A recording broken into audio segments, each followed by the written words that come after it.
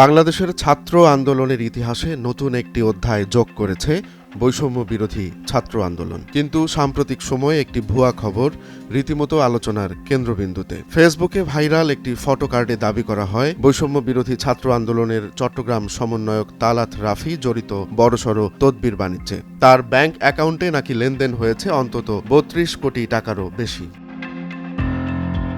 এই গুজব নিয়ে কথা বলেছেন আন্দোলনের আহ্বায়ক হাসনাত আব্দুল্লাহ। বুধবার রাতে নিজের ভেরিফাইড ফেসবুক আইডিতে দেয়া এক পোস্টে হাসনাত বলেন, এই অপপ্রচার জুন থেকে শুরু হয়েছে। তখন বলা হলো আমরা নাকি ১০০ কোটি টাকা খেয়ে আন্দোলনে নেমেছি। আগস্টের ৪ তারিখে বলা হলো টাকা নিয়ে পালানোর সময় ধরা পড়েছি।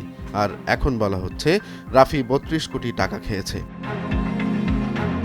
হাসনাত আরও বলেন, কিছুদিন আগে ২০০ কোটি টাকার খবর ছড়ানো হলো। পরশুদিন শুনলাম আর্মি নাকি আমাকে অ্যারেস্ট করেছে। এ ধরনের ভিত্তিহীন অভিযোগ দিয়ে আমাদের আন্দোলনকে বিতর্কিত করার চেষ্টা চলছে। কিন্তু আমরা জানি এই লড়াই আমাদের নিয়তি ঠিক করে দিয়েছে। আমরা কখনো গুজবের কাছে হার মানিনি আর কোনোদিন মানবও না। আমাদের লক্ষ্য এখন সুস্পষ্ট, সত্য আর ন্যায় প্রতিষ্ঠা করা।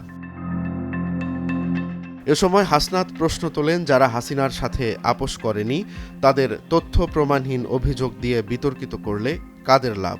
এ ধরনের অপপ্রচার যারা ছড়াচ্ছে তারা আসলে কাদের স্বার্থ রক্ষা করছে? তিনি আরও যোগ করেন, এটি আমাদের মনোবল ভাঙতে পারবে না। আমরা জানি আমাদের লড়াই সঠিক পথে চলছে এবং এ পথেই আমাদের সামনের দিকে এগিয়ে যেতে হবে।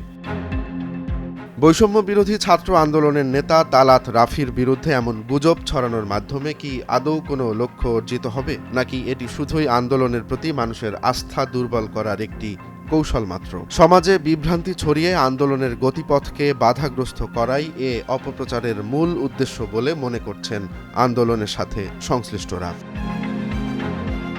আসল সত্য উদ্ঘাটন করতে হলে সমাজের প্রত্যেককে সচেতন হতে হবে। গুজব ছড়ানো নয়, বরং সত্যের পথে অবিচল থেকে এগিয়ে যাওয়াই এখন আমাদের একমাত্র লক্ষ্য। এই লড়াই শুধু আমাদের নয়, এটি পুরো জাতির। গুজবের মোকাবেলায় আমাদের আরও বেশি সতর্ক ও সজাগ থাকতে হবে বলে মনে করছেন বৈষম্য বিরোধী আন্দোলনের সঙ্গে সংশ্লিষ্টরা। রোমান্স তালুকদার, নয়া দিগন্ত।